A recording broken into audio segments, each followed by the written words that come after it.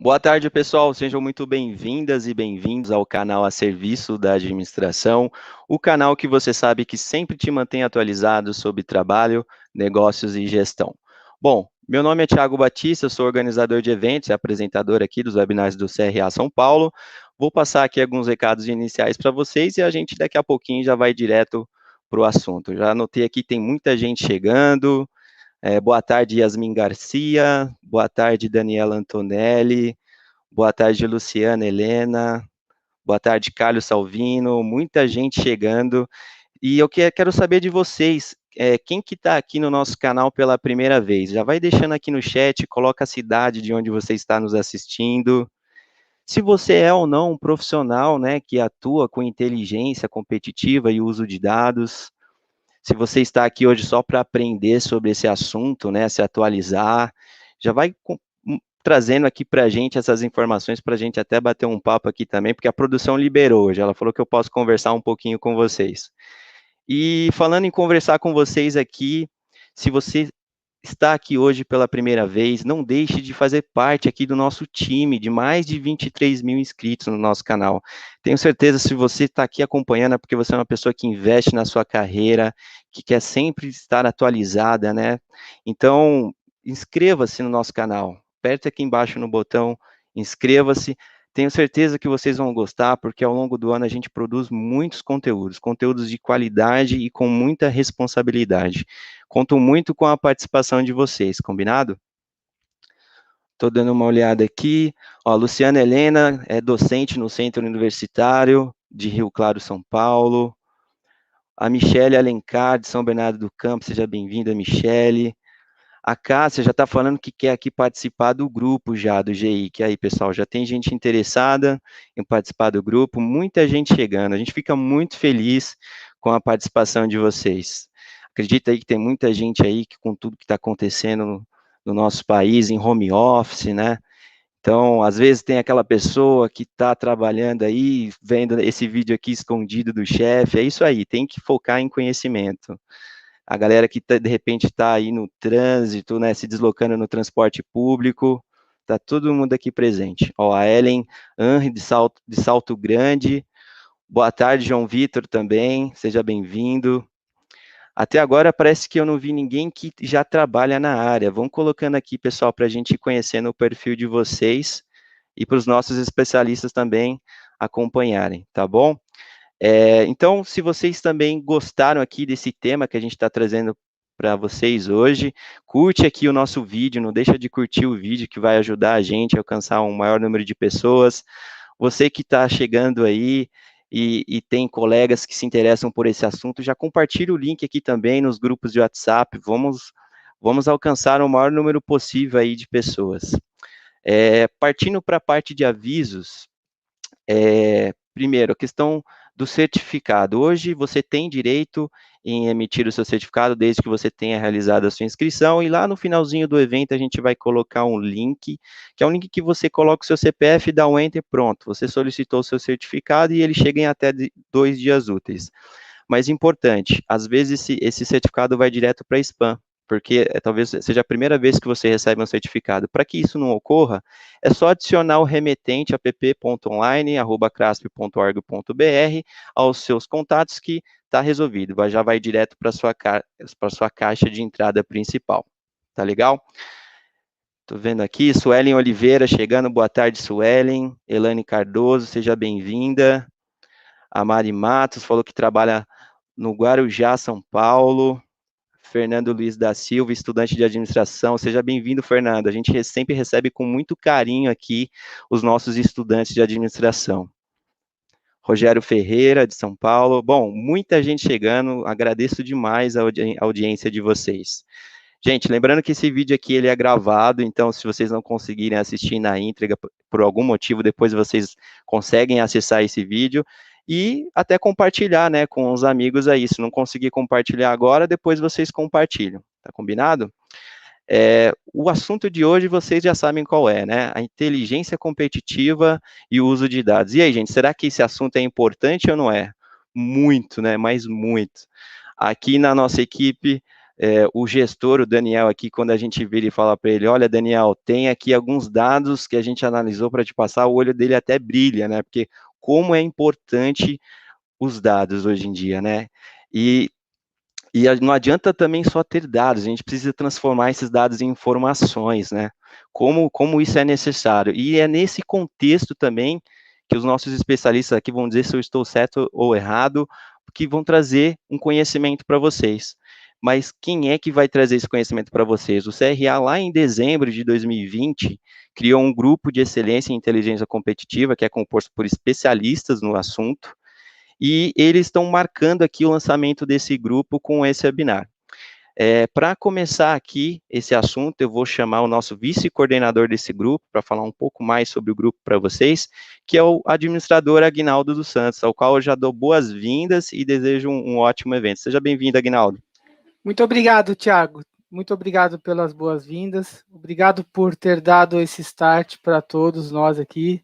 É um prazer imenso, uma felicidade. Estou vendo muita gente aqui conhecida. Obrigado pelo apoio mesmo, viu?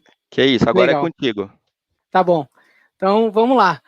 Bom, pessoal, eu sou o professor Aguinaldo Antônio, administrador, doutorando em administração pela Universidade de São Caetano do Sul. Já vi você aí, Francisco. Eu sei que você está me acompanhando aí. Mestre e bacharel em administração pela ESPM, docente de graduação e de pós-graduação de disciplinas de gestão e negócios, coordenador do curso de pós-graduação em inteligência de mercado presencial, lá no Centro Universitário Senac, em Santo Amaro. Também sou representante do CRA na cidade de São Paulo, membro do Grupo de Excelência em Governança Corporativa e, a partir de hoje, oficialmente, membro do Grupo de Excelência em Inteligência Competitiva.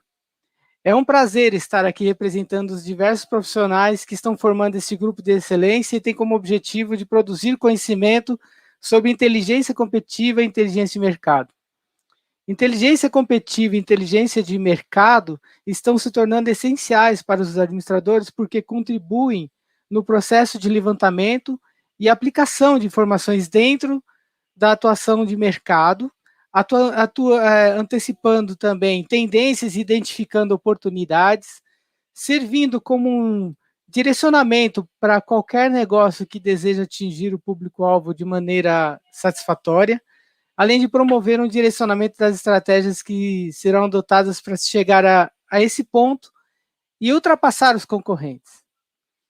O mundo da extração de insights dos dados era relativamente estável por cerca de 30 anos. No entanto, segundo Thomas Davenport, desde a virada do milênio, o ritmo das mudanças foi muito acelerado. E com isso, a análise passou a uma mudança, uma autêntica revolução de 4 eras em praticamente 10 anos. Com isso, o panorama mudou. O valor das informações cujo pensamento era a quantidade de dados, os quais tecnologias utilizar, para que qualidade e análise que irão ajudar ou fundamentar as tomadas de decisões empresariais. Nesse evento, então, eu farei a mediação da palestra e que será conduzida pelo administrador Alfredo Passos, coordenador do Grupo de Excelência em Governança e Inteligência Competitiva, e por Fábio Rios, também membro do GEIC. Então, discutir o que essa revolução significa para as empresas e profissionais dessa área é o objetivo desse evento e contamos com a participação especial de um dos pioneiros da área de inteligência no Brasil e na implantação de inúmeros projetos bem-sucedidos para renomadas empresas e marcas. Aproveito, então, até para registrar nominalmente, já vi aqui que alguns estão aí acompanhando, os demais integrantes do GEIC, o Alexandre Bonfá, o Carlos Jorge, a Conceição Gonçalves, que está lá em Portugal, a Daniela Ramos, o Elton Brasil, Érica Fernandes, Fátima Mota, Janete Ribeiro, Leonel Rodrigues, Márcia Garçom, Marcos Dornelles, Miguel Noronha Feio, vi você aí também, Miguel, Regina Couto, Ricardo Poli e Tereza Dolores também em Portugal. Convido você que está conosco aqui a conhecer o GEIC. Já temos uma página lá no Centro de Conhecimento do CRA. Escolas, universidades, representantes das seccionais do CRA, procure-nos. Podemos participar de eventos com vocês. Agradecemos também a equipe do Daniel Esguerra, que também está acompanhando aí online, ao vivo. Obrigado, Daniel. Tiago, que está aqui conosco, que desde o momento que expressamos a vontade de formar esse grupo de excelência, nos deu suporte e apoio incondicional a tudo o que precisávamos. Agora é trabalhar com os demais colegas dos 38 grupos de excelência coordenados pelo CRA. Já cometendo o pecado de esquecer alguns nomes, saúdo os administradores Silvio Miciotti, Neuza Bastos, Walter Faria, coordenador do Grupo de Excelência e Governança Corporativa, Edmir Kwazak, André Massaro, Terezinha Covas e o Wilson, o professor Wilson, que também está aqui nos acompanhando. Não podemos esquecer do presidente, o ex-presidente Roberto Carvalho, da diretoria que deliberou o aceite da formação do grupo de excelência e agora acolhido pelo presidente Alberto Whittaker e os demais conselheiros e conselheiras. Antes de incluir nessa conversa o administrador Alfredo Passos, eu convido você a interagir conosco. Envie seus comentários e perguntas pelo chat. Ao final, o CRA disponibiliza o link, vocês já viram, né? Para quem está interessado ou interessado no certificado de participação. Fique atento, fique atento. Agora, convido o coordenador do grupo, o administrador Alfredo Passos, a trazer uma reflexão inicial sobre inteligência competitiva. O Alfredo, ele é partner da Atelier Brasil, doutor em administração. O primeiro profissional da América Latina a ser premiado com o Skip Catalyst Award. E também, ele, além de ter atuado no Grupo Saint-Gobain e na IDS, e professor da SPM, ele é editor científico da revista Inteligência Competitiva. Convidamos você, estudante da área, a publicar um artigo na revista Inteligência Competitiva. Alfredo, tudo bem com você, Alfredo? Tudo, graças a Deus. Então, boa tarde a todas e todos. É uma honra e uma alegria muito grande poder estar não só nesse encontro com pessoas muito especiais como você e o Fábio, mas também com toda a equipe aí de comunicação do CRA e principalmente estando com esse desafio de avançar com o grupo de excelência e inteligência competitiva, já que é uma área que vem avançando, vem crescendo, vem se tornando cada vez mais importante. Então, eu fico extremamente honrado e muito alegre de estar por aqui hoje. Muito bom. Já vi que tem bastante gente aqui. Eu vou ficar acompanhando então no chat. Olha, saudando aí quem já está mandando aí um oi pra gente, né? E aí eu volto nas interações das perguntas, tá bom? Vai lá, Alfredo, maravilha. Agora é com você. Maravilha. Então eu vou fazer aqui a famoso compartilhamento.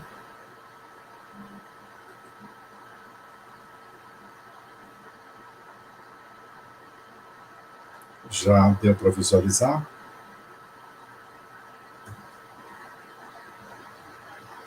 Já sim. Ok. Bom, então, pessoal, a ideia é apenas fazer aqui um breve contexto sobre algumas passagens dessa área, dessa metodologia, desse assunto, para que possamos depois estar avançando ainda mais, aprofundando ainda mais na apresentação do Fábio.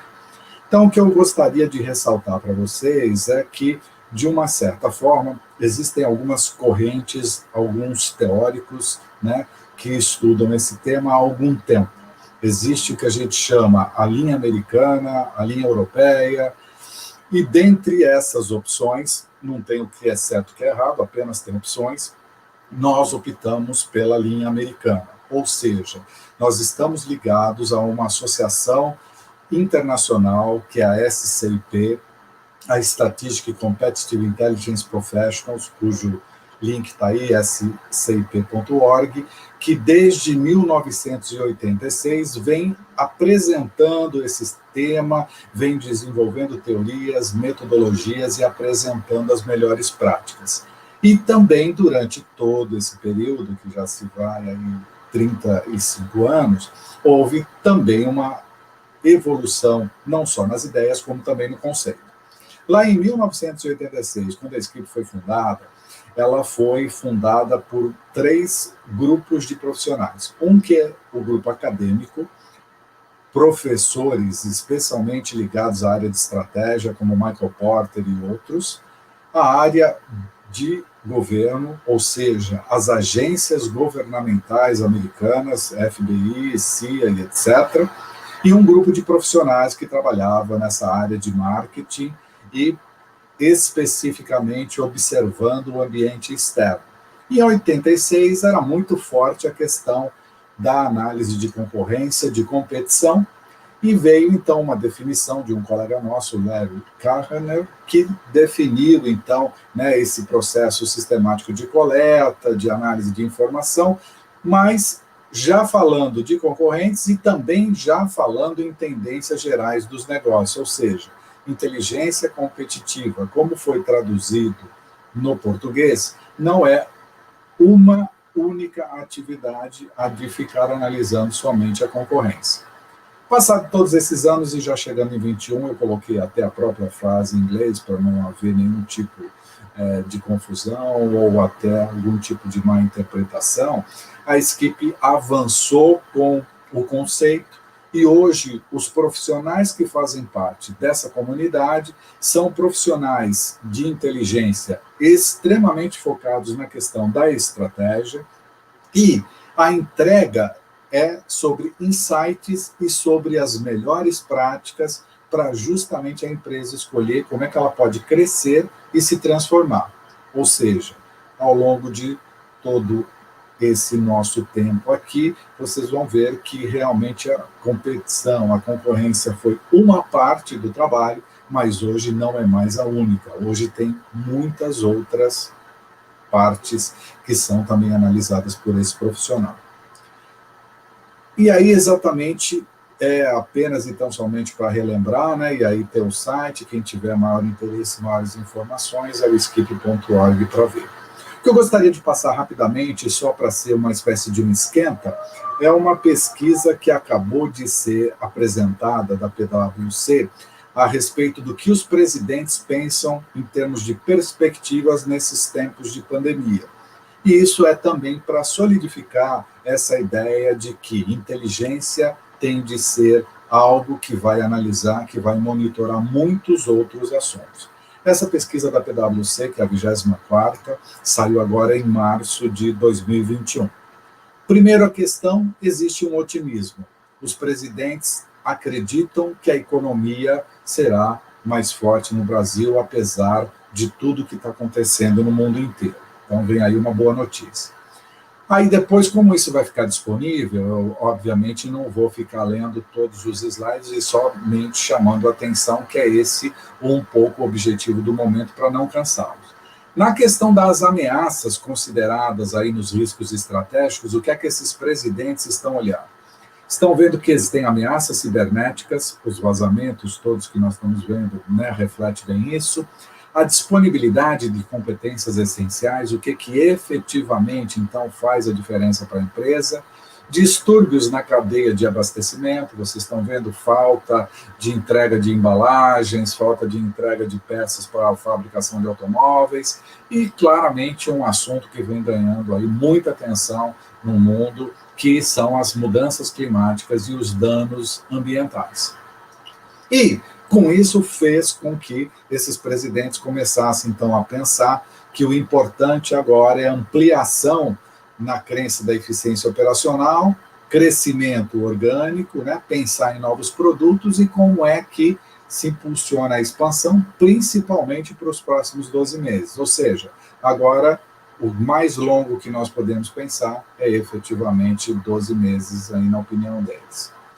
E o que é que eles estão impulsionando ou apostando como questões assim importantes para esse período? É a questão da automação para aumentar a produtividade, dar mais atenção às competências das pessoas e adaptar principalmente a força de trabalho. Ou seja, né, todos os colaboradores, trabalhadores, terceiros, têm cada vez mais que estar muito bem, né, organizado e adaptado a esse novo momento que a gente está vivendo, né, com todas essas restrições e, evidentemente, depois como elas irão se comportar daqui para frente.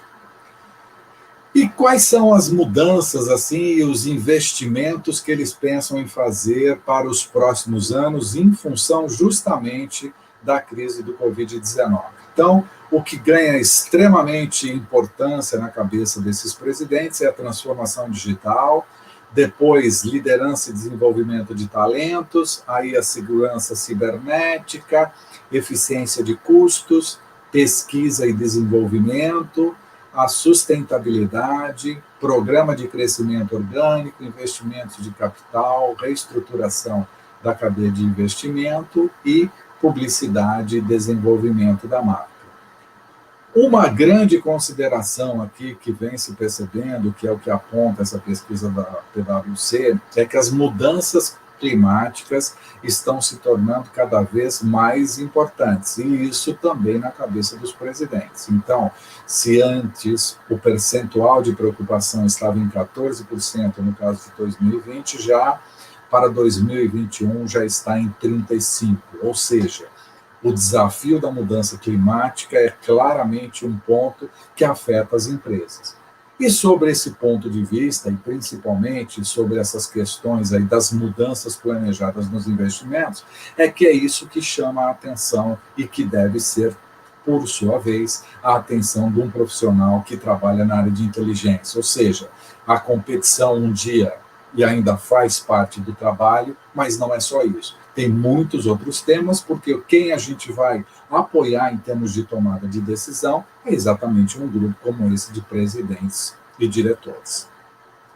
Para finalizar, algumas empresas também estão muito preocupadas sobre como medir o impacto ambiental que elas estão causando. Então, esse também é um tema que vem sendo cada vez mais discutido. Por quê? Porque hoje muitos fundos de investimento e bancos estão exigindo a transparência com relação aos critérios que as empresas estão utilizando, principalmente quando se fala nessa questão do ESG, né, a famosa questão do meio ambiente, da governança, né, e principalmente aí da sustentabilidade. Então, com isso, traz um novo panorama e novas oportunidades também para o trabalho de inteligência crescer. Aí tem a indicação, né, do site, pwc.com.br/CEO Survey. Quem tiver mais interesse pode olhar, que tem mais informações a esse respeito. O Aguinaldo já falou a respeito da revista Inteligência Competitiva. Queria só ressaltar também, essa é uma publicação que foi criada há 9 anos atrás. A ideia era justamente fortalecer essa área, não só única e exclusivamente sob o ponto de vista prático, mas sob o ponto de vista também acadêmico, propiciar que estudos possam ser publicados, estudos serem desenvolvidos e as melhores práticas também possam estar num determinado espaço, num determinado lugar, de uma forma acessível, para que outras pessoas que estão interessadas na área ou outros profissionais que querem se aprimorar também possam fazer isso. Então, essa é uma revista que tem artigos acadêmicos, científicos, e ela é totalmente gratuita e disponível para quem quiser fazer aí o acesso. Com isso, então, quero já iniciar aqui a apresentação do Fábio, né, que é sócio CMO da Newin, mentor de startups na ACE, graduado em Comunicação Social, Publicidade e Propaganda pela PUC do Rio Grande do Sul, pós-graduado em Marketing Estratégico pela ESPM, mestre em Administração de Empresas com ênfase em Sistemas de Informação pela Universidade Federal do Rio Grande do Sul, professor do MBA em Inteligência Estratégica da Universidade Federal do Rio Grande do Sul. Então, com isso, eu passo a palavra ao Fábio, para que ele possa, então, fazer a sua apresentação.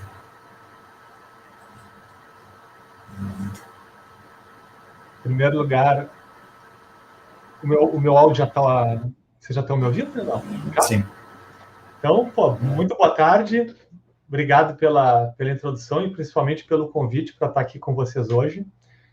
Com muita alegria que eu aceitei o convite e já vi várias pessoas aqui, muitos amigos na prática, né, que estão lá no GEI, que eu vi que estão prestigiando aqui a apresentação. destacar aí a Janete, o Bonfá, eu vi a Mônica também ali, né, agradecer o convite do Agnaldo, do Thiago, do CRA. Fico realmente muito feliz de poder fazer a minha exposição aqui hoje, para marcar aí, muito honrado, poder marcar o lançamento do grupo, né? Tentar contar um pouquinho desses quase 20 anos de experiência na área. Tem uma apresentação, se o time puder soltar aí o material, né, como o Alfredo já me qualificou ali, eu não vou entrar tanto no mérito da minha apresentação, mas vou começar diretamente fazendo uma provocação aqui, né, para falar um pouquinho sobre a inteligência competitiva e uso dos dados. E para falar sobre isso, pessoal, eu vou começar falando aí... Não, eu não sou colorado não, viu, Miguel? Sou gremista. Eu vi que tem comentários no chat ali.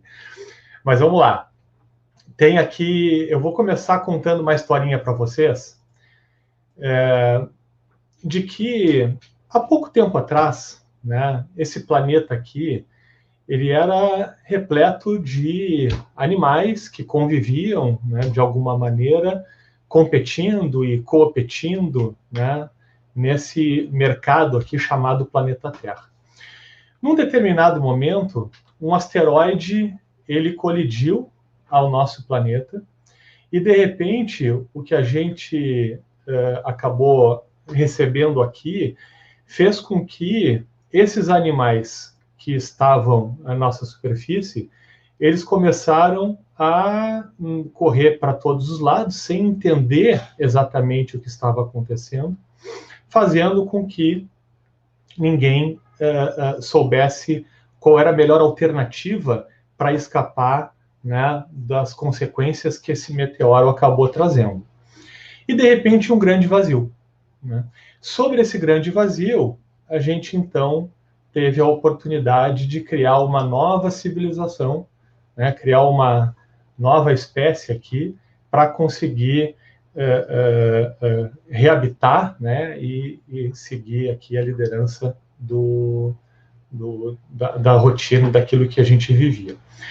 Pois bem, pessoal, a metáfora que eu quero trazer aqui para todos é de que a internet é esse novo asteroide.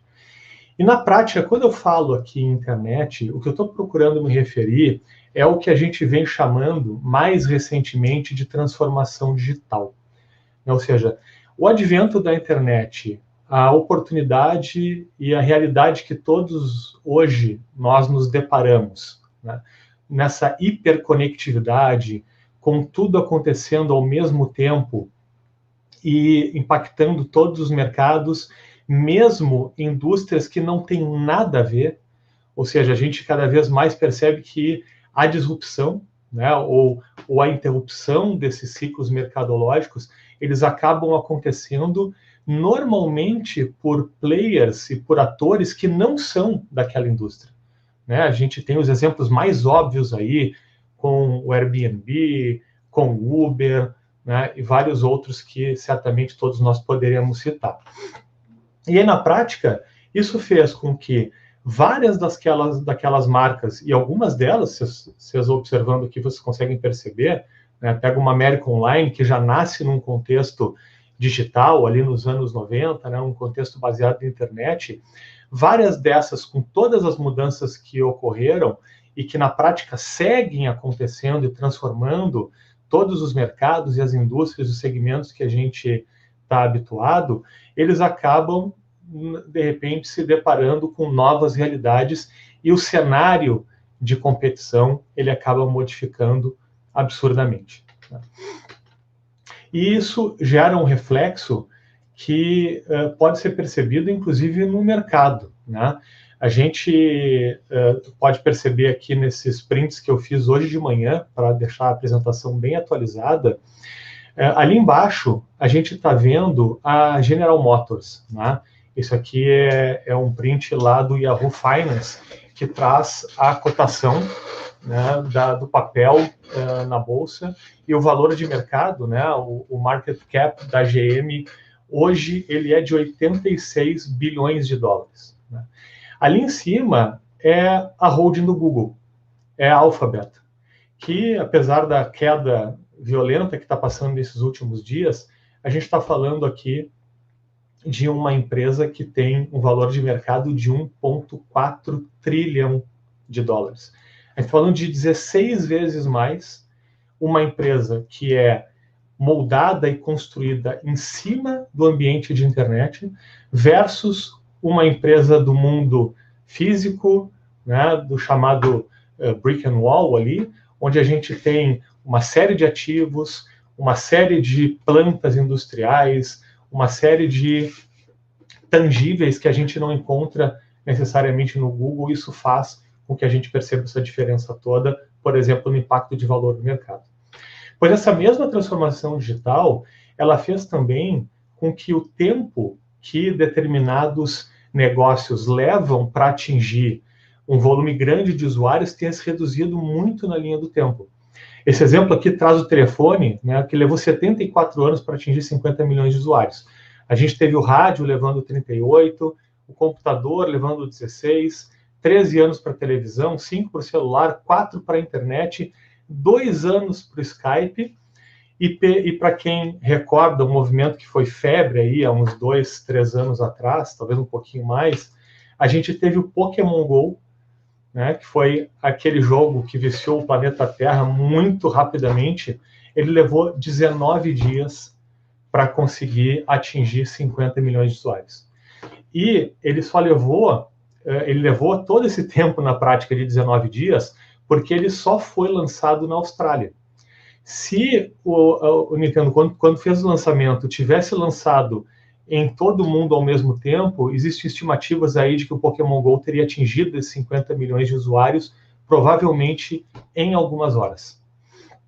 Então vejam o tamanho desse impacto. E aí, naturalmente, que a maneira como a gente também interagia com as marcas mudou demais, né? Então, antes, quando a gente tinha um problema, um produto qualquer, um shampoo, por exemplo, a gente tinha que ir lá no rótulo, ver lá um número de um 0800, fazer uma ligação e aí registrar uma reclamação que, normalmente, ela não chegava um retorno para você de forma alguma, né? Pois isso absolutamente mudou.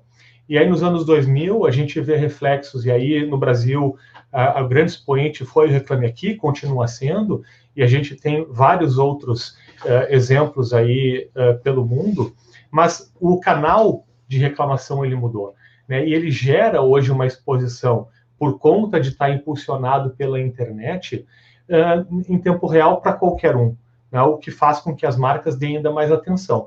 Em seguida vieram as mídias sociais, que fizeram com que esse volume e essa exposição das marcas e dos problemas que eventualmente marcas tinham e conseguiam, de alguma maneira, por conta da maneira como conseguiam gerar suas comunicações e estabelecer os seus canais, né, de interação com seus públicos, continuam a esconder algumas coisas. Com a internet e com as mídias sociais, especialmente, isso ficou impossível, né? E veja o tamanho dessa evolução, né? Essa matéria aqui é do finalzinho do ano passado, com o Facebook anunciando a chegada em 3 bilhões de usuários ativos. Aliás, se levar em consideração todos os canais que o Facebook tem hoje, eu estou me referindo aqui a Facebook, Instagram e WhatsApp, ele já tem mais de 3 bilhões de usuários ativos por dia no mundo inteiro. No Brasil, felizmente, a gente também tem bons exemplos, né? Lá em 2007, a gente teve o início do movimento de transparência, né? Isso gerou lá a Lei de Transparência da Informação, a Lei de Acesso à Informação, a LAI, e isso fez com que inúmeros órgãos passassem a gerar visibilidade das suas bases de informação, fazendo com que todo mundo pudesse realmente ter acesso, né? E de vez em quando, inclusive, ter hackeamento aí, né? E a gente ser deflagrado com dados pessoais pelo mundo afora. Mas, independente desses problemas de percurso, na prática, a internet, né, e todo esse modelo de mudança dos canais, a gente também tem um benefício muito grande como cidadão, não só no Brasil, como no mundo inteiro também. E aí vocês certamente já devem ter visto essa imagem, que traz aí o que acontece, né, em 60 segundos em vários desses expoentes digitais que estão colocados aqui. Eu apresento esse slide em especial em palestras há muitos e muitos anos, Eu não saberia dizer, mas provavelmente mais do que 10 anos eu uso esse slide. E anualmente, quando eu atualizo, né, esse aqui já é o de 2020, eu fico impressionado com o volume de crescimento que cada um desses canais aqui gera. Se a gente pegar, por exemplo, só para uma lembrança que eu tenho aqui do recorte do Facebook do ano passado para esse ano, o número de usuários logados em 1 minuto, ele praticamente dobrou do ano passado para cá. E isso é reflexo para todas essas ferramentas aqui e empresas na prática digitais que estão colocados nesse material. E quando a gente fala desse volume de informação, volume de dados e volume de conhecimento, a gente acaba muitas vezes lembrando do próprio Google, que é um expoente na questão de indexação de conteúdos. Mas eu não sei se vocês conhecem esse conceito. Quando a gente fala de indexação de informação e a gente fala de Google, por exemplo, assim como um Bing, né, que é o equivalente da Microsoft, ou uma própria Wikipedia, a gente está falando do que nós chamamos aqui de Surface Web, que é aquela internet que consegue ser pesquisada em mecanismos de busca. Todo esse universo que está aí no meio, né, e para baixo, inclusive eu não vou entrar tanto no mérito da Dark Web, né, que aí tem mais aqueles aspectos, né, de servidores e conexões, né, não legítimas, né, ou ilegais, enfim, onde trafegam informações que não necessariamente nos interessam aqui. Mas esse universo da Deep Web, né, onde a gente precisa estabelecer outros canais para conseguir acessar a informação, a gente está falando de praticamente 90% dos dados da internet. Ou seja, se tem 90% em Deep Web, pessoal, essa parte de Surface Web, que é o que qualquer um de nós consegue pesquisar e ver resultado por qualquer coisa que a gente busque no Google, a gente só está tendo visibilidade de 10% da internet mundial. Então vejam o tamanho disso tudo. Isso para falar em internet mais tradicional. Se a gente for além e colocar nessa equação todas as demais transformações que a gente vive digitalmente falando, né, eu estou falando aqui de realidade virtual, realidade aumentada, internet das coisas que a gente mal viu começar, blockchain, inteligência artificial, toda a parte de robotização, né, o que a gente vem adotando no mercado chamando de RPA, movimentos de drones que também geram bases de informação, impressão 3D que viabiliza a tangibilização de qualquer coisa, mesmo em distâncias muito remotas, basta ter os equipamentos, a gente consegue, né, mudar toda a dinâmica do processo, inclusive de distribuição global. Isso tudo, cada vez mais, gerando exatamente o objeto do que faz o profissional de inteligência. E aí eu vou começar aqui de maneira extremamente sutil, trazendo todos esses rastros, que na prática são os dados que toda essa movimentação e toda essa dinâmica de informação acaba proporcionando. E aí vamos lá, o que são os dados na prática, né? Dados, em primeiro momento, é aquela ocorrência, ou é aquele fato, né? Mas é aquele, eu vou chamar aqui de informação ou de conhecimento, apesar de isso demandar adição de valor em cima, demandar contexto em cima, mas é o estado bruto, né, daquilo que a gente vai utilizar depois para suportar, por exemplo, um processo de observação, de análise e assim por diante. E para que a gente utiliza dados, né? Dado é a matéria-prima, por exemplo, de um suporte decisório, né? O que nos faz permitir ir para um lado ou ir para outro é justamente em cima dos dados que a gente trabalha. E dados para quê? Para que a gente possa impulsionar decisão.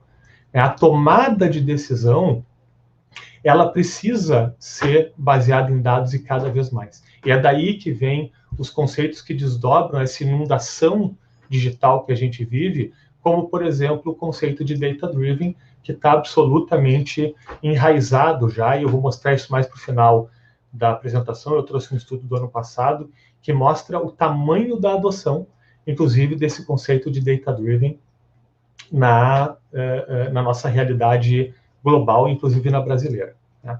Mas aí fica uma questão aqui que é a seguinte: como extrair, pessoal, inteligência a partir de dados para suportar a tomada de decisão?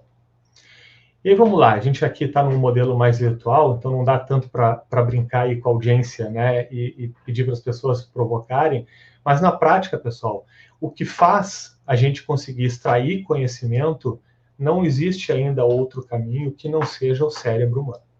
Não existe outra opção. A capacidade de gerar conexões, de conseguir gerar interpretações, fazer a construção do aprendizado para que a gente possa entender situações e tomar decisões embasadas, a gente ainda depende demais do nosso processo cognitivo humano. E à medida, naturalmente, que o tempo passa, e isso a gente tem evolução todos os dias, cada vez mais a inteligência artificial ela procura trazer aspectos dessa capacidade humana, melhorando seus algoritmos, melhorando as suas técnicas, para que a gente consiga ter esse reflexo aqui. Mas aí vamos lá. A gente está falando aqui de um mundo inundado por dados. A gente está falando aqui de cada vez mais a internet proporcionar e todas as tecnologias que estão relacionadas a esse contexto da transformação digital, gerar cada vez mais rastros, dados e dados. E em volumes que parecem, assim, inacreditáveis. Esse aqui é um estudo da Universidade da Califórnia, que ela diz o seguinte, ó, diariamente, cada um de nós recebe 105 mil palavras no período que está acordado. Isso significa que são 23 palavras por segundo do nosso dia. Isso dá 34 giga dia. E a humanidade, ela consegue gerar de informações, e aqui eu já estou falando de geração de dados que são registráveis, a gente está falando de 1 bilhão de giga dia. E aí você já começa a perguntar, poxa, mas com esse universo todo, com ferramentas globais que atuam globalmente a partir de qualquer lugar, como que a gente vai, então, analisar e conseguir, na prática, analisar um volume tão grande?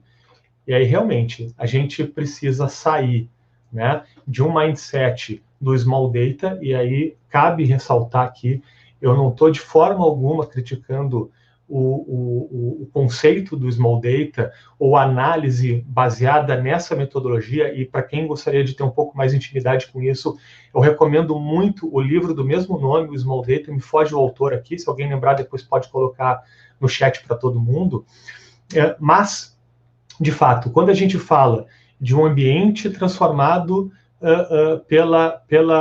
por esse universo eletrônico, por essa inundação digital, se a gente não contar com Big Data, a gente não consegue realmente ter a melhor capacidade de abranger esse universo todo. E aí, quando a gente fala em Big Data, vocês talvez já tenham não só intimidade com o tema e já terem ido até além dos 3 Vs que eu estou apresentando aqui, o V de volume, o V de velocidade, o V de variedade, tem modelos aí com um número de Vs que vocês bem entenderem, mas na prática, essa tecnologia, ela hoje, cada vez mais, no universo como a gente se depara, a gente precisa contar com ela para conseguir ter capacidade de análise desse imenso volume que a gente se depara atualmente. E a boa notícia, ou a má notícia, é que existem ferramentas e mais ferramentas, um cardápio gigantesco para que a gente possa se municiar e fazer aí as análises que a gente tanto precisa dentro dos contextos de cada indústria, de cada segmento, de cada negócio em que cada um de nós estejamos inseridos. Mas aí uma pergunta que eu gostaria de deixar aqui, né? E aí eu vou deixar ela em termos de afirmação.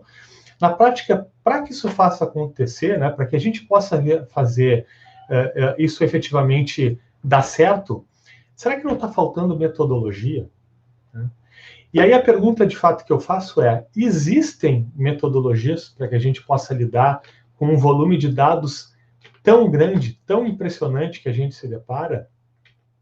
Pois é, existem inúmeras metodologias, várias delas ligadas à tecnologia, várias delas ligadas à data science. E quando a gente fala em data science, fala nesses conceitos que são mais basilares, né, dessa narrativa de análise de tecnologia para bases de dados e informação. A gente não está falando de nada muito novo, não, pessoal. Tem vários desses conceitos. Se a gente pegar assim, várias das técnicas que a gente trata hoje e consegue fazer, por exemplo, aplicação em inteligência artificial, né, e várias das técnicas que são divididas ali dentro, são ferramentas que foram criadas na década de 50, de 60, de 70, onde a gente não tinha o que hoje viabiliza justamente a aplicação delas, que é a capacidade de processamento. Mas, voltando para a questão da metodologia, quando nós começamos, eu estou falando um pouco aqui da minha própria experiência profissional dentro da minha carreira, quando a gente começou a lidar com a necessidade de cada vez mais analisar dados maiores, não fazia nenhum sentido a gente reinventar a roda. E aí o que nós fizemos? Nós fomos lá na metodologia de inteligência competitiva, e aqui eu estou trazendo o ciclo, né, proposto pela doutora Elizabeth Gomes, né, e pela Fabiane Braga. A Elizabeth Gomes, infelizmente, para quem conhece a carreira dela, né, nós a perdemos no ano passado, né, mas foi uma pessoa que contribuiu assim profundamente com a inteligência competitiva no Brasil, autora de diversos livros importantíssimos, né? Não queria deixar de fazer uma rápida homenagem aqui para ela nessa citação. Mas a Beth aqui, a quem eu vou chamar aqui amigavelmente aqui por Beth, né, que é como nós a chamávamos, ela vem situar aqui o conceito de inteligência, né, muito próximo ali do conceito que o Alfredo trouxe do Larry Kerner, que, aliás, foi que inspirou a Beth aí no trabalho de doutorado dela, né? E aí a Beth traz o conceito da seguinte maneira: a inteligência competitiva, ela se trata de um processo sistemático, ininterruptamente avaliado, de identificação, coleta, tratamento, análise e disseminação da informação para a organização, viabilizando seu uso no processo decisório. Ou seja, se não há decisão, não há inteligência. A inteligência precisa impulsionar a decisão. Se a gente está fazendo análises de mercado, se a gente está analisando a competição, isso está ficando engavetado, a gente não está fazendo inteligência. É importante ressaltar isso desde já. E aí, como eu mencionei, quando a gente começou a se deparar com esse universo tão grande de dados, a gente foi buscar na inteligência competitiva e procurou, de alguma maneira, adaptar esse conceito. E aí veio aqui a proposição de um modelo baseado no ciclo de inteligência competitiva da Elizabeth Gomes e da Fabiane Braga, que passa por essas 6 etapas aqui, mas nesse momento já adaptadas à Data Science. Então, a gente está falando aqui de identificação das necessidades de inteligência no primeiro momento, ou seja, é entender as dores que determinados decisores, que determinadas organizações possuem para conseguir competir melhor nos seus mercados. A segunda etapa seria a identificação das necessidades de informação, ou seja, o que eu preciso monitorar para conseguir entender aquelas dores que foram colocadas e contextualizá-las para que a gente possa, então, subsidiar o processo decisório.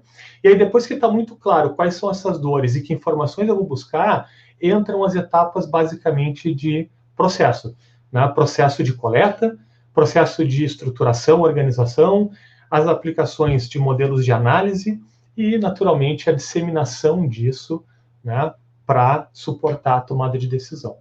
E aí, quando eu falo que esse modelo está adaptado à Data Science, esse slide aqui ele facilita essa compreensão.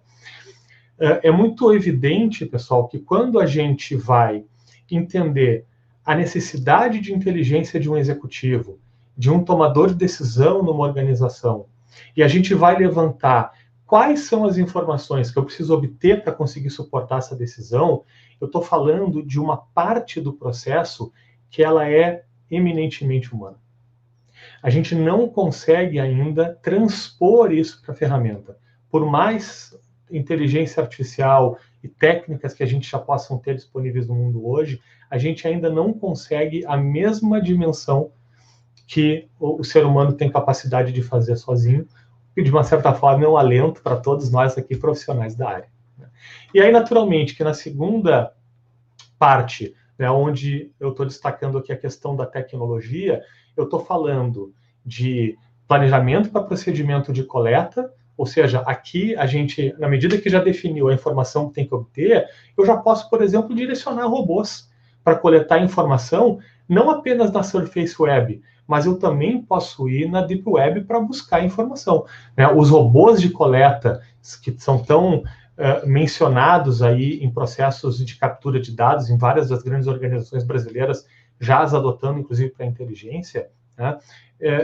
Vem justamente a impulsionar essa etapa aqui.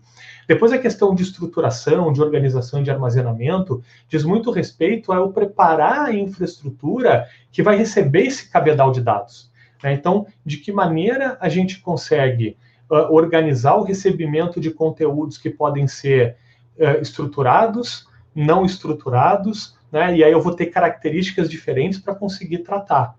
E aí, em cima dessa infraestrutura, a gente consegue, então, aplicar modelos de análise, e aí vem um cabedal de modelos, e boa parte deles nascidos aqui na nossa administração de empresas, né? Então, eu estou falando aqui dos mais básicos, como uma matriz SWOT, né? Um modelo de 5 forças de Porter, né? Um modelo de Four Corners, uma Pestal, e vai embora o que a gente tem de modelos que podem ser implementados em tecnologia para conseguir fazer extração, né, de informações, classificação e favorecer o processo de análise dos dados. E aí, por fim, naturalmente, a tecnologia também pode ser auxiliada, pode ser utilizada para auxiliar nesse processo de disseminação. Bom, mas então agora a minha intenção aqui é tangibilizar um pouquinho disso com vocês. Pode parecer um pouco etéreo, né? Poxa, mas tá falando tanto que se não for o cérebro humano, a gente não vai conseguir, né, ter uma melhor capacidade de entender um problema, a gente não vai conseguir gerar as melhores conexões para identificar um determinado contexto e levantar uma hipótese para conseguir suportar uma decisão. Como que, então, a tecnologia vai fazer a diferença, né? Todos aqui podem estar se perguntando agora. E aí, vamos lá. Vou mostrar alguns casos aqui, onde não necessariamente a tecnologia é o protagonista. Aliás, talvez eu não conheça um case assim, tá?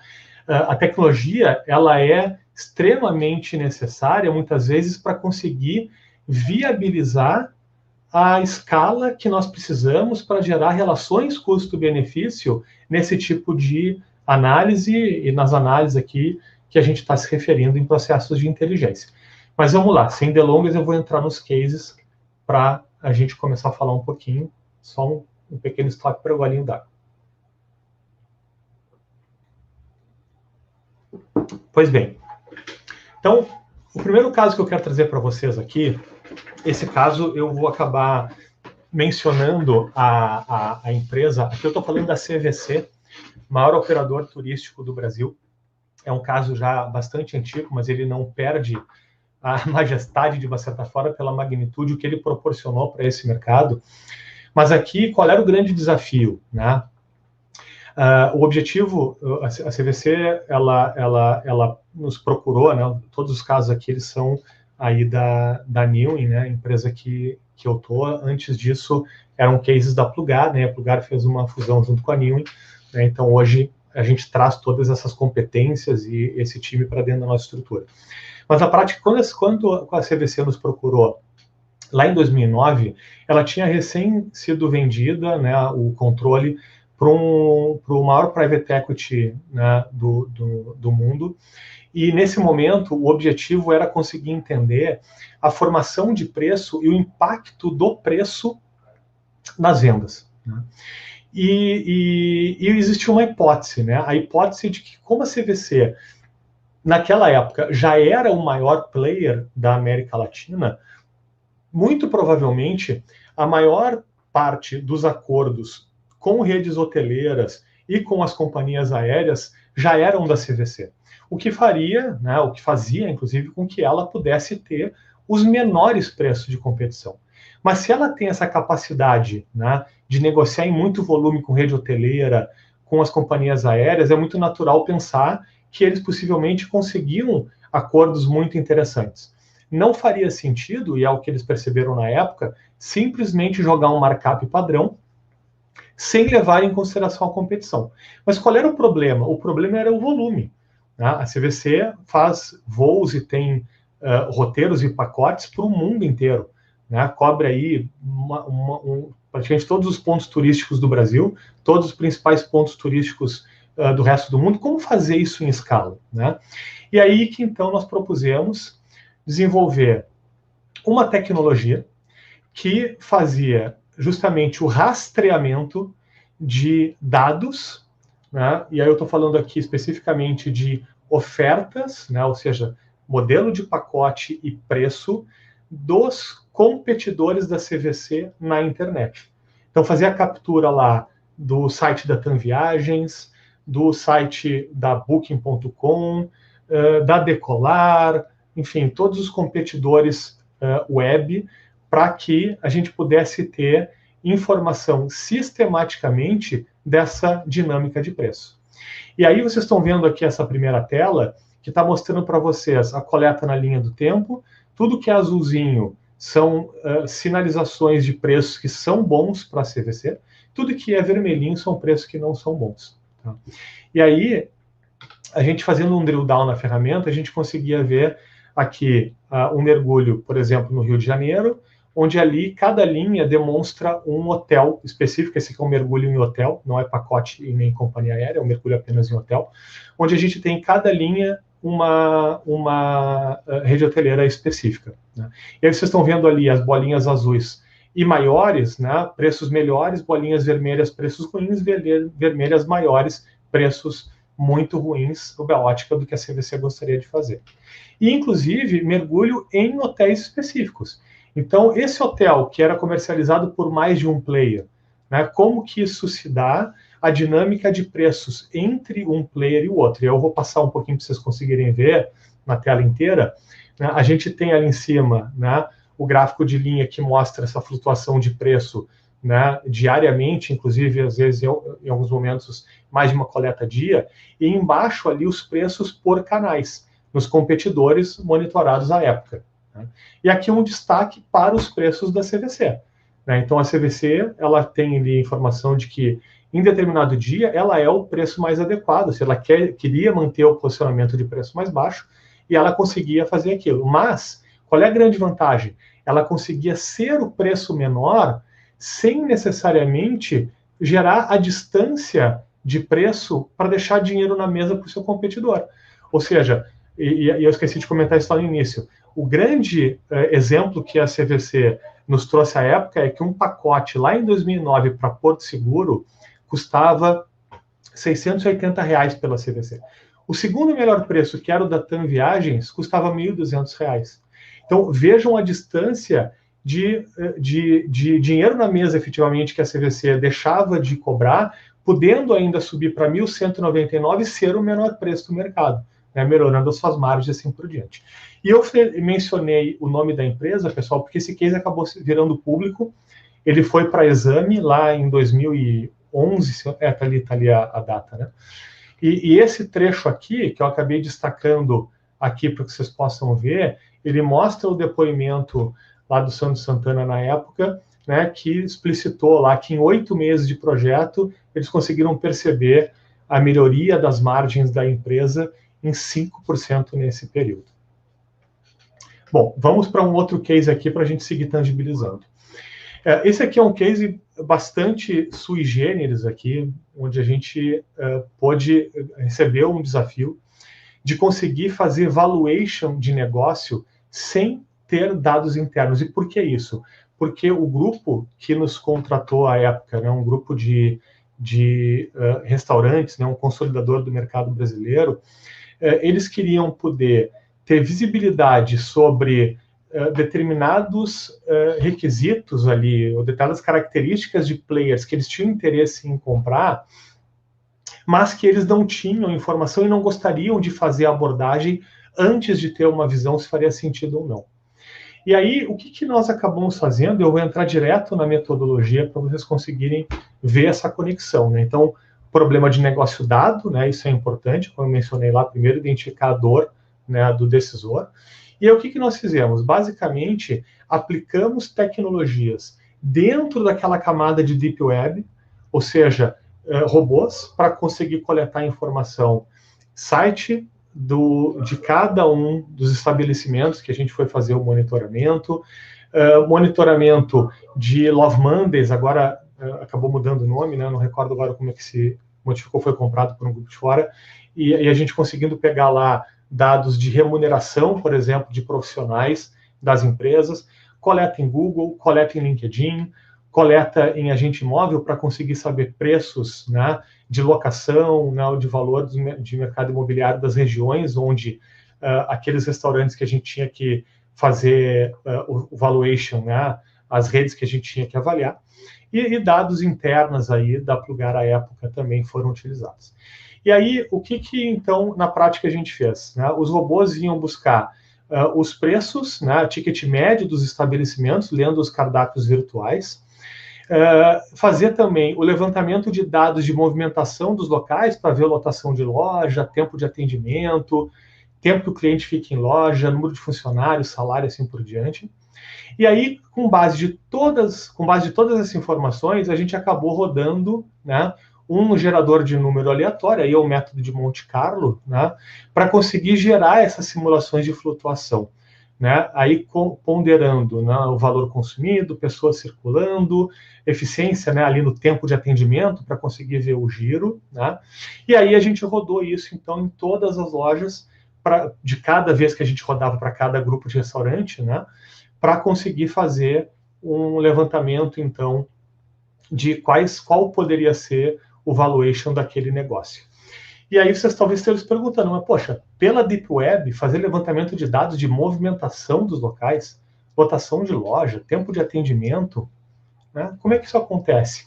Pois bem, vocês já devem ter feito pesquisa em restaurante na internet, por exemplo. Se vocês colocarem, como está nesse exemplo aqui que eu botei, né, um levantamento lá, eu quero saber detalhes lá do Bibisucos da Olegário Maciel, lá no Rio de Janeiro. Eu não sei nem se essa loja ainda está aberta, mas se alguém do Rio puder confirmar para a gente. Né? E aí, o que o Google nos apresenta? Né? Quando ele localiza, ele mostra na direita da tela o detalhe ali daquela determinada loja. Né? Se a gente rola essa página para baixo, não sei se vai ficar pequeno para vocês verem aí, mas depois vocês podem ver até no próprio Google fazer essa simulação. Vocês conseguem ver o que o Google apresenta lá do que ele chama de Popular Times, que são justamente a movimentação dentro das lojas durante o horário que aquele estabelecimento está aberto. Né? E aí a gente consegue ver lá que meio-dia, né, 3 horas da tarde, começa a ter um pico legal, e o grande pico vai se dar ali por 9 horas da noite. Né? Aí vocês estão perguntando, mas como é que o Google sabe disso? Né? Talvez alguns já tenham a resposta, porque cada um de nós, né, passa a vida com um celular no bolso. Né?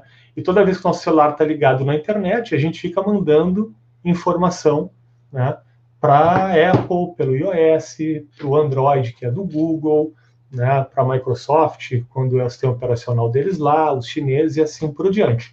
Né? E isso faz com que eles tenham o conhecimento de exatamente onde nós fomos, onde nós fomos no período onde nós estamos agora, e isso permite com que o Google saiba, por exemplo, quantas pessoas passaram por aquela loja naquele momento, e aí ele calcula as médias e traz lá essa dinâmica de lotação. Pois bem, esse aqui é um exemplo de um recorte de uma das bases, todas elas foram retiradas da internet. Né? E agora fugiu o nome de quem brincou comigo da história do Grêmio do Inter ali. Tudo isso nós fizemos sentados no escritório de Porto Alegre, analisando o Brasil inteiro, sem necessariamente ir a qualquer uma dessas lojas aqui, apenas com os robôs e os algoritmos para fazer o tratamento. E aí, depois que isso tudo era rodado, a gente fazia a montagem do relatório, né, onde vocês talvez tenham dificuldade para ver, né, essa parte aqui que está bem pequenininho, é onde tem lá o valuation de cada uma das lojas nos cenários pessimistas, otimistas, neutros e assim por diante. Bom, vamos adiante mais um pouquinho aqui. Esse aqui é um outro case também extremamente inovador, assim, no que diz respeito a conseguir gerar uma informação que a indústria não possuía. Tá? E aqui eu estou falando de antecipação de lançamento de seguros, mas sem inside information. Ou seja, eu sou uma seguradora, eu quero saber o que a seguradora concorrente minha vai lançar. É isso que esse case está demonstrando aqui. Então, o que na prática nós fizemos? Não tem mágica, né? Existe lá a SUSEP, né, que é o órgão que faz a regulamentação de todos os produtos de seguro no Brasil.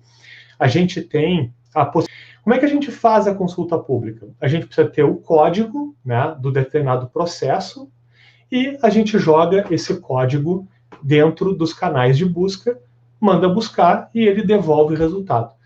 Mas como que a gente vai ter acesso a todos os códigos? É relativamente simples com tecnologia também, né? Isso que a gente nem rodou nada disso com os computadores de mais capacidade agora que vão começar a inundar o nosso mercado em breve, né? Mas na prática aqui, o que a gente fez? A gente pegou o modelo de um processo, conseguiu entender, e eu vou trazer aqui para vocês verem um pouquinho, esse aqui é um modelinho de como é um número de um processo, por exemplo, e a gente conseguiu entender essa dinâmica dos números. Isso aqui é uma sequência de família de produto, isso aqui é uma sequência aleatória, esse aqui é o ano, esse aqui é um dígito verificador. Pois bem, sabendo algumas das variáveis, a gente rodou um simulador aqui dentro para identificar todas as possibilidades. E o que o robô fazia? O robô vai lá no site da SUSEP, faz uma tentativa, não retorna, ele pega outro número e faz outra tentativa. Faz isso até esgotar a lista e traz todos os produtos que estão sendo tramitados dentro da SUSEP. E aí o bacana é que não traz apenas, né, o nome do produto, mas traz todos os detalhamentos aqui, e inclusive o regulamento desse produto, que gera um grande banco de dados, e aqui eu estou exemplificando o banco de dados numa planilha Excel.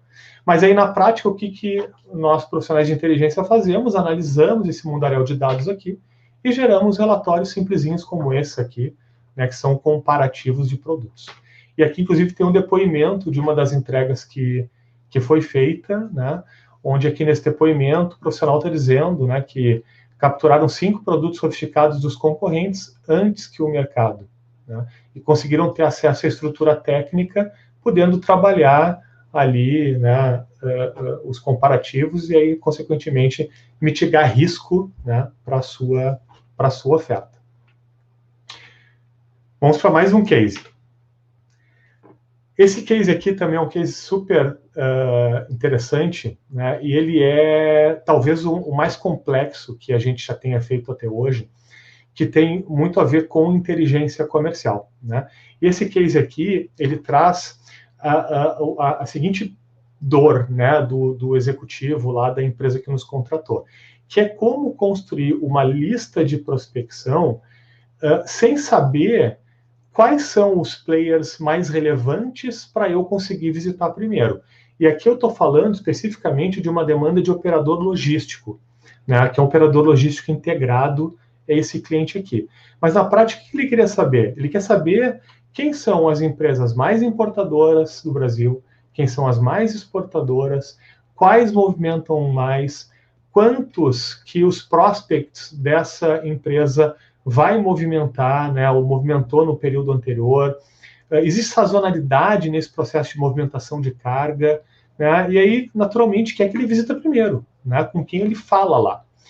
E aí, o que nós fizemos aqui? Uma solução que tem esse fluxo aqui, meio complexo. Eu vou procurar explicar para vocês aqui com cautela. Primeira etapa, né, basicamente é buscar lá com um robô, lá no Ministério do Desenvolvimento da Indústria e Comércio, a lista de todas as empresas que importam e exportam no Brasil. Isso é público, está disponível no site, qualquer de nós consegue entrar lá e pegar essa informação.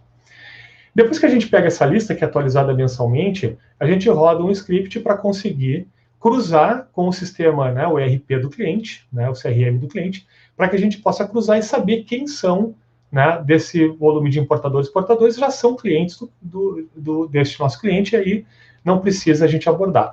Para todo mundo que não é, a gente roda uma terceira etapa no processo, que é ir lá na Receita Federal para conseguir jogar os CNPJs e obter todos os CNAEs, que é o Cadastro Nacional de Atividade Econômica.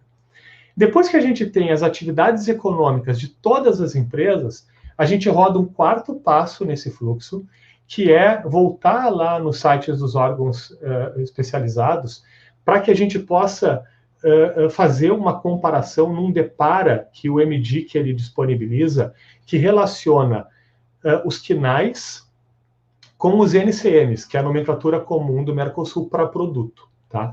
E por que a gente faz isso? Porque a gente consegue pegar aquela lista de exportadores e importadores que a gente tem, né, o CNPJ primeiramente, depois a gente sai com o KNAI, a gente consegue do KNAI ir para os NCMs. E por que a gente vai para o NCM? Porque a gente, no quinto passo, a gente vai lá no Comex Stat, que é o antigo Alice Web, que tem toda a dinâmica dos volumes de importação e exportação de dados no Brasil. E aí lá a gente consegue saber qual é o volume por NCM que existe em movimentação. Mas qual é o bacana dessa história? A gente não pega só os volumes, a gente pega preço, a gente pega localidade e a gente pega modal. E aí isso faz com que a gente tenha variáveis, junto naturalmente com o próprio NCM e os volumes, para que a gente também rode algoritmos e que a gente, em alguns casos, cruza com outras bases. Aqui tem base de Dataliner, que é base de armadores, do Syscomex, enfim, onde a gente cruza essas informações todas para conseguir agora fazer o retorno desse dado. Ou seja, eu fui lá no NCM e descobri o volume. Agora que eu já tenho o volume por NCM, e sabendo que alguns têm um tipo de modal logístico, outros têm uma determinada localidade de desembaraço daquele conteúdo, né? A gente traz de volta o NCM lá para os KNAIs e os KNAIs para os CNPJs, onde a gente correlaciona, por exemplo, se existe esse volume de carga numa empresa desse segmento, esse volume não pode ser dessa empresa, porque é volume demais para essa natureza de negócio, então não bateria no algoritmo. A localidade, não tem para o cara desembaraçar uma carga, por exemplo, no Amapá, se a empresa é de Santa Catarina. Então, a gente também precisa fazer essa ponderação no algoritmo, entre outras variáveis ali.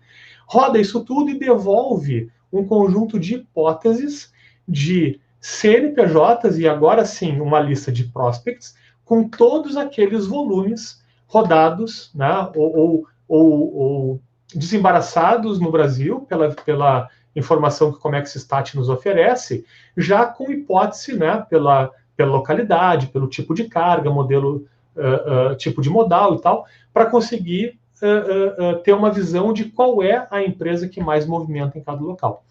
Depois que a gente gera a lista, aí a gente vai lá para o LinkedIn, acessa essas empresas, captura quem são os profissionais de importação, de exportação, etc., e joga tudo isso dentro de um portal de inteligência, que eu vou mostrar algumas telinhas para vocês aqui.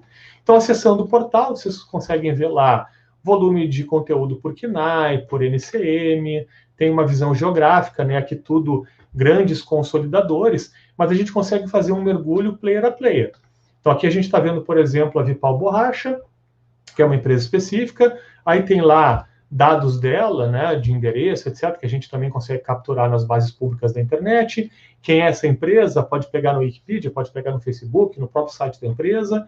Depois a gente tem lá todos os contatos, que são justamente as pessoas que a gente buscou no LinkedIn. Gerente de importação, gerente de exportação, gerente de comércio exterior, entre outras pessoas que nos interesse buscar. Ainda enriquecemos aqui com notícias da mídia tradicional, da mídia social sobre a empresa, ou seja, o comercial deste nosso cliente aqui, ele consegue acessar o portal, ver qual é a empresa que tem mais volume para ele prospectar, e ele ainda ganha informações sobre como é que é o momento da empresa, que situação ela está, tem alguma novidade, tudo isso para que ela possa construir, né, uma interação mais adequada com a empresa ali na frente. E aí, mergulhando ainda nesse mesmo perfil, né, nesse profile dessa empresa, aí tem lá as movimentações de importação, de exportação dela, né, distribuição geográfica, e inclusive a gente consegue, por capturar, né, os contatos ali, a gente consegue fazer um famoso entra e sai dos executivos, né? Então, o gerente de importação, que era da empresa X, foi para Y, né? Então, eu atendi esse cara aqui, ele foi para uma nova que eu não atendo, eu vou abordar esse cara aqui. Então, também gera um outro pipeline de relacionamento com contatos para também conseguir fazer esse mergulho aqui. Bom, mas eu falei isso tudo, pessoal, e já me esqueci aqui. Por que a gente está falando disso mesmo? E aí vamos lá, né? Eu tinha mencionado antes um pouquinho, eu peguei um estudo que ele é de 2019, finalzinho de 2019, na prática foi na virada ali para 2020, feito ali pela MicroStrategy, né, o chamado Global State Enterprise Analytics. Bota no Google que vocês vão encontrar o estudo. E diz o seguinte, 60% das empresas brasileiras já utilizam dados para apoiar a sua estratégia. Qual é a má notícia? É que se algum de nós aqui que está assistindo, né, que está lendo esse dado aqui, ainda não utiliza dados para suportar a estratégia, provavelmente o competidor já está fazendo. Outro ponto importante, porque não tem muito mais o que fazer, pessoal. Pesquisadores e futuristas, eles já vêm chamando a era que a gente está vivendo como a era dos dados. Se a gente não utilizar os dados em prol do nosso negócio, alguém, mais uma vez repito, vai acabar fazendo. Além disso, a questão da intuição, né? Mesmo que a ciência já tenha explicado que a intuição, né, dentro do cérebro humano, né, existe muita ciência por trás, ou seja, a gente tem lá tudo aquilo que a gente estudou, tudo aquilo que a gente observou, todas as reflexões que a gente faz até mesmo sonhando, né, e que deixa o nosso cérebro organizado, por mais que isso tudo faça parte do processo de intuição, ela sozinha não cabe mais como elemento único para pautar decisão, para suportar a tomada de decisão empresarial. Mais do que isso, porque quando a gente está falando de data-driven, não dá para a gente imaginar que esse conceito é um conceito novo, né? Qual é a grande diferença aí, né, para quem lembra aqui das máximas, por exemplo, da qualidade, lá nos anos 70, nos anos 80, onde isso acabou entrando com mais força, inclusive no Brasil, né? A gente tem lá a máxima da qualidade que é não é possível, e aí a administração aqui, né, tem a obrigação de saber esse core salteado, né, não é possível a gente administrar, né, ou gerenciar nada daquilo que a gente não mede, né, não dá para fazer. Qual é a diferença agora? É que tem muito mais dados e, consequentemente, felizmente, mais métodos, mais tecnologias à disposição, né, para que a gente possa fazer e, a partir de então, suportar uma decisão melhor. E, por fim, não tem mais discussão se isso na prática vai ou não vai pautar as organizações. A questão é quando o nosso concorrente, né, quando o concorrente de cada um de vocês aqui vai decidir ser data-driven. E quando isso acontecer, pessoal, talvez já será tarde demais, né, e não faltam cases aí, Blockbuster, Kodak, Atari, que até tenta se reinventar, e outros, inclusive, né, dá para entrar as próprias empresas brasileiras, aí se a gente pegar os últimos 20 anos, tem vários cases locais aqui interessantes, que acabaram não percebendo isso, né, a dinâmica da mudança, né, do que a gente vive atualmente, e acabaram sucumbindo de alguma forma. Bom, pessoal, é isso, quero agradecer demais aqui a oportunidade de novo, né? E aí eu entendo que a gente agora abre para perguntas, né? Então, quem quiser interagir aqui, fico plenamente à disposição. Ô, Fábio, em cada que você foi apresentando, aí eu ficava mais, os meus olhos estavam assim, cada vez mais brilhando, assim. Muito bom. Que bom, Aguinaldo. Esse era o objetivo, dar uma provocada boa em todo mundo. Você deu uma boa provocada, você falou de técnicas de web scraping, eu acho que eu posso aqui, né, comentar rapidamente. Você falou bastante de interação de dados aqui, né, das informações vindo de alguns lugares, e aí as pessoas até começaram a perguntar especificamente, aí agora eu estou tentando resumir, porque a gente tem 10 minutos apenas, mas, por exemplo, chegaram a perguntar sobre proteção de dados e LGPD.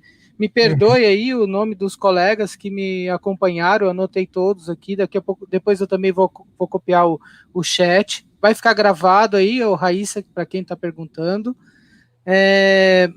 E também sobre governança de dados. Se você puder dar uma palhinha rápida sobre esses 3 pontos rapidamente, né? Essa sua busca de dados, até que ponto é legal ou não é legal? Legal, Gnaldo. Essa é uma pergunta que eu imaginei que ela talvez fosse a primeira, tá? E ela possivelmente vai ser a mais complexa de hoje, se nós tivermos outras, né? Eu acho que é ótimo. Né? E a resposta na prática é de que ainda tem muita água para passar por baixo dessa ponte, viu? Sim. O que acontece? A LGPD, ela já vem fazendo, eu vou chamar aqui de estrago, tá? Mas eu diria que ela vem com uma importantíssima contribuição, né? De procurar, de alguma maneira, zelar, né, por quem precisa seguir vivendo, né, na nossa modernidade, aqui na nossa contemporaneidade, onde, se a gente ficar distante do mundo digital, a gente simplesmente não consegue mais viver.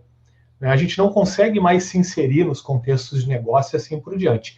E aí eu entendo que a grande contribuição da LGPD é justamente entender que, por um lado, a gente precisa preservar os dados para garantir algum tipo de proteção individual, e aí que eu estou falando de pessoa física na prática, tá? Para que a gente possa efetivamente conseguir ter resguardo, né, de questões que são inerentes a cada um de nós particularmente, mas sem impedir que a gente possa continuar, né, avançando e evoluindo com tudo aquilo de positivo que a transformação digital, né, acabei usando muito esse termo aqui para traduzir esse contexto novo que a gente, na prática, já está inserido, né, sem deixar com que a gente tenha benefícios disso. Né?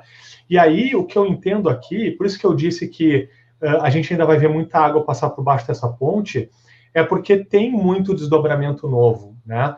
Então, a gente viu agora, por exemplo, o Google anunciando aí uma série de iniciativas para reduzir o rastreamento de usuários, para não compartilhar mais determinadas informações, e uma série, né, um manifesto grande ali, e de coisas que ele ainda está explicando, ainda está entendendo, e ainda certamente vai acabar mudando políticas, né, e fazendo diferente. Né, a gente tem todos os movimentos aí de proteção, né, de órgãos, eu não estou falando nem apenas de Brasil, né, os Estados Unidos está sendo um grande protagonista nisso, a Europa tem sido grande punidor, né, quem tem mais aplicado as maiores multas, né, lá na Europa, mas os Estados Unidos têm sistematicamente chamado o Zuckerberg para conversar, chama lá, né, o pessoal do Google, chama lá da Microsoft, enfim, para conseguir entender tudo isso que está acontecendo, de que maneira a gente vai conseguir proteger as pessoas sem impedir, né, que a gente continue a tecnologia. Mas a prática eu digo o seguinte, que a LGPD ela vai impactar quando a gente entrar no grão. Tá? Ou seja, se eu precisar saber exatamente o que o Aguinaldo quer, o que o Aguinaldo gosta e assim por diante, a gente vai ter mais impactos da LGPD. Né? Mas aí vamos lá, não necessariamente a gente precisa saber pontualmente a necessidade do Aguinaldo se eu conseguir minimamente classificar o Aguinaldo num grupo, num cluster, onde eu possa entender que aquele grupo tem determinados comportamentos que eu posso aproveitar para conseguir trazer a minha visão, né, de oferta, de campanha, pensando aqui num go-to-market, por exemplo. Né? Então, na prática, eu acho que sim, a gente vai ter mais restrição, apesar de que eu ainda não sei em que pé isso vai dar. Por outro lado, seguramente a gente não vai perder inovação. Né? E eu acho que, de alguma maneira, a gente vai construir um meio termo para conseguir levar esses dois grandes objetivos, que é preservar a PF, mas favorecer a PJ, né, nesse mundo dos negócios aqui, onde a inteligência acaba surfando diretamente. Né? Muito bom. Me perdoe, Rodrigo Oliveira, você que mandou várias perguntas, né, e interagiu conosco. Aqui é legal, sabe? Alfredo, bem-vindo. Aqui é legal, porque as pessoas vão perguntando e outros já vão respondendo. Inclusive, eu vi lá a participação de um colega que fizemos o curso lá na USP de análise preditiva, o Rogério, ele complementou aqui sobre linguagem R, Python, que contribui para quem quer, né, entrar nessa carreira mais ligada para a parte de tecnologia, né? E aqui, Alfredo, a gente tem duas vertentes, né? Inteligência de mercado envolvendo os dados e tem inteligência competitiva, e o professor Edmir, que é administrador e também é o coordenador, me perdoe, Edmir, eu não lembro a sigla do seu grupo que você é coordenador, ele perguntou, né, sobre esses dados para pequena indústria, para MPEs, né, se eles podem usufruir dessa realidade para utilização de dados. Sim, né? Sem dúvida, sem dúvida. Mas, desculpa, Alfredo, vai lá. Não, imagina. Sim, a resposta é sim. Vamos compartilhar aqui a resposta. Então, a ideia é assim, sim, pode. A grande questão é, a pequena e a média empresa, às vezes, são fundadas por pessoas técnicas. Então, ele acaba se concentrando no tecnicismo, esquece de olhar, às vezes, o negócio e a expansão do negócio de uma forma mais ampla. Então, às vezes, é uma questão cultural de não utilizar com tanta frequência ou maior vezes, né, o maior número de vezes, o que pode ser trabalhado em inteligência. Vai lá, Fábio. Muito bom. Fábio? Muitas iniciativas, né? E o Sebrae capitaneou muitas dessas, né, há alguns anos e organizou muito clusters de inteligência em arranjos produtivos locais, né? Mas não necessariamente apenas em APLs, a gente teve um movimento também em grupos de organizações, né, por porte, né, por características geográficas e outras maneiras, e eu tenho, assim, um recall muito legal dessas iniciativas do Sebrae. Eu sei que algumas delas ainda existem, né, e aí acabaram ganhando a continuidade, financiamento das próprias organizações que internalizaram, né, se aculturaram, enxergaram os benefícios e continuaram rodando essas práticas ali, né? Mas, sem dúvida nenhuma, que existe muita oportunidade para fazer. E quando a gente fala, né, eu vi que ali, eu estou tentando ler um pouco dos comentários, ali está muito rico, né, tem muita rápido, pergunta, né? Tem muita avaliação, mas é muito legal, assim, que eu vi que algumas pessoas comentaram muito dos cases, né? São cases, de fato, bastante complexos do ponto de vista de construção, mas eu diria, assim, com tranquilidade, que mesmo os exemplos que eu trouxe hoje, sendo de grandes empresas, o que é preciso investir para gerar um case dessa natureza não é budget de grande empresa. Budget de empresas médias, pequenas para médias, eu diria que viabiliza. E se a gente pensar que tem muitas das atividades de inteligência que independem de tecnologia, porque muitas vezes, né, e pô, o Alfredo é campeão de falar sobre isso, eu posso pegar lá o meu papel do pão, né, com a caneta que eu tiro da orelha, e eu vou entender o comportamento nos meus competidores que estão próximos de mim. Eu posso ser uma padaria, eu vou olhar como é que está a padaria do meu vizinho, como é que ele organizou a gôndola, como é que ele botou o fluxo da loja, questões que na prática impactam muito em inteligência e nos permitem competir melhor, mas que são práticas e conhecimentos que não são apenas da inteligência competitiva, né? O nosso mundo da administração aqui oferece uma série de abordagens que vão ao encontro disso, né? Então, o que eu acho que é legal deixar como mensagem aqui também é, de uma certa forma, esquecer um pouco até mesmo os rótulos, né? Pode ser que a gente falando em data science, em data driven, a gente pensa que seja coisa de gente grande, né? E acabe nos inibindo de testar. Por outro lado, tem muita coisa que a gente consegue fazer com a nossa capacidade intelectual e boa vontade, né? Muito, muito por aí. Muito bom. Olha só, Thiago, se você deixar a gente vai embora aqui, viu? Então, uma última pergunta aqui para o Alfredo, antes de passar para você rapidinho, sobre a revista Inteligência Competitiva. Pode vir, Thiago, se você quiser ficar por aí, não tem problema não, mas é rapidão. É sobre os requisitos para publicar um artigo na revista Inteligência Competitiva, Alfredo, veio da Cássia. Então, existe, eu vou colocar novamente o link, que aí tem todas as explicações no site da revista, né? Na página principal da revista já tem todas as indicações do que é preciso fazer. É só, ali está tudo esclarecido para a gente ter a oportunidade de falar mais vezes aí com as pessoas. Muito bom. Já vou pegar aqui o link. Tá bom. E o Thiago, assim, nós estamos aqui contentes, felizes mesmo, com essa oportunidade, né, Alfredo?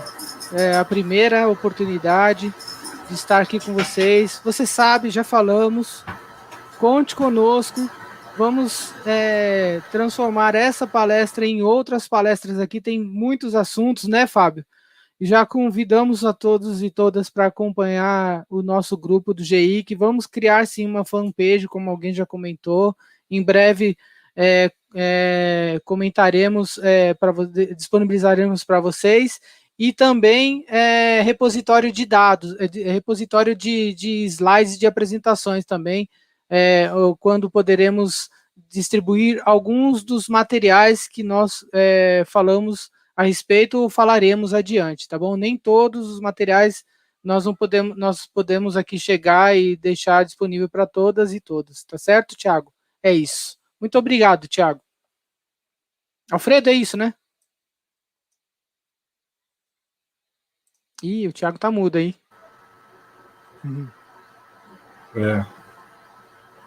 Ele tá voltando. Thiago tá mudo, hein, Thiago? Acho que abriu o microfone do Alfredo e o Thiago tá fechado. Quem sabe faz ao vivo, é assim mesmo. Então, deixa eu aproveitar. Tem mais meia horinha para a gente. Isso, deixa ele cortado e vamos continuar falando. Exatamente. Aí daqui a pouco eles derrubam de todo jeito. Aí, pronto. Aproveitar, Thiago, que quando você estava mudo aqui, falar para o Fábio que o Miguel Noronha Feio que perguntou se ele torce para o Grêmio ou para o Inter. Eu sou gremista. Eu fiz um suspense para entrar aqui nesse final. Eu estou muito surpreso com a apresentação aí do Fábio. Para mim ele deu um show, parabéns, viu, Fábio? Realmente você falou uma coisa que é verdade. Eu acompanhei aqui todos os comentários praticamente, as pessoas elogiaram muito a questão dos cases, né? O quanto é importante a gente ter uma exposição em que traga um aspecto teórico, mas também o prático, né? Os cases que você trouxe. E é isso que você que está nos assistindo agora vai sempre encontrar nesse canal. A gente sempre tenta conversar com um grupo para que traga essa forma mais tangível, né? Como o Fábio colocou, para que vocês possam aplicar isso no negócio de vocês, né? No dia a dia, como profissional ou empresa. Bom, estamos chegando aqui ao fim, então fica aqui o meu agradecimento especial, né, ao Aguinaldo dos Santos, ao Alfredo Passos, coordenador do grupo, e ao Fábio pela belíssima exposição. Como vocês já sabem, o link para solicitar o certificado já está aqui no chat, é só colocar o CPF, dar enter, em até 2 dias úteis vocês vão receber esse certificado. Tem também uma pesquisa de satisfação que eu peço para que vocês deem um feedback aí sobre o evento, sugiram novos temas também. É uma pesquisa bem rápida, tá, gente? Vocês vão ver que é bem rapidinho de preencher.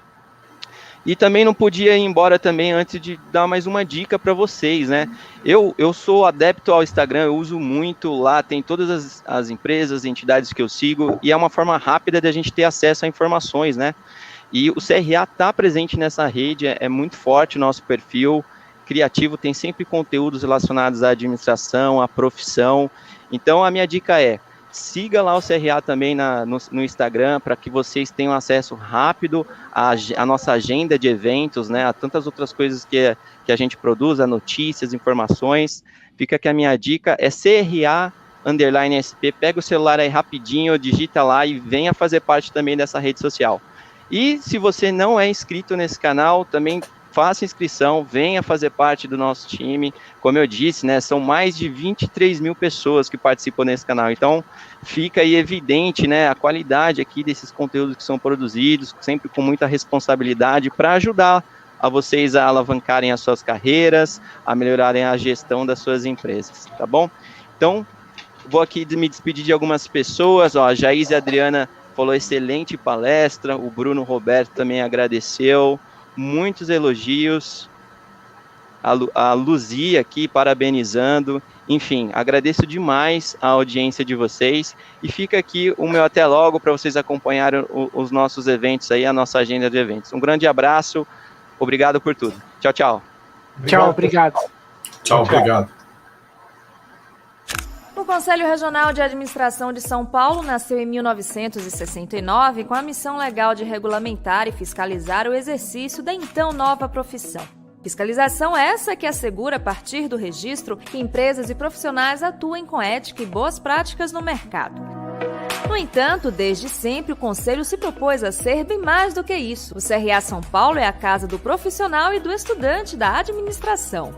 Aqui, o relacionamento com os profissionais da administração começa antes mesmo deles se formarem. O Conselho mantém uma equipe voltada exclusivamente ao relacionamento com estudantes da administração. E aqui, o seu registro pode vir mesmo antes da formatura. Também, já há muito tempo, o CRA São Paulo gera e compartilha tendências para além dos profissionais e estudantes registrados. A sede do Conselho é reconhecida por abrigar eventos gratuitos e abertos a toda a sociedade, promovidos com diversos temas e ligados ao universo da administração, trabalho e negócios. Os grupos de excelência do Conselho são responsáveis pela produção voluntária de muitos desses encontros, que inclusive já se adaptaram às novas necessidades do mercado e agora são realizados, em sua maioria, de forma 100% online em nosso canal no YouTube, o canal a serviço da administração.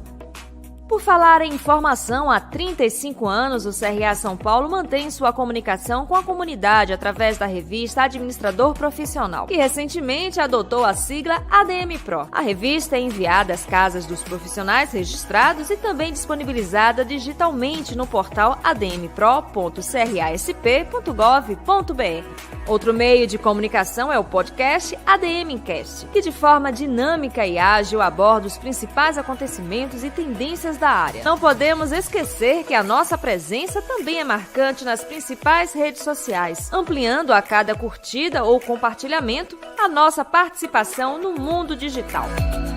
Em 2020, o CRA São Paulo criou o CRA-SP Educa, uma plataforma gratuita de educação à distância em parceria com algumas das mais relevantes instituições de ensino superior do Brasil e do mundo.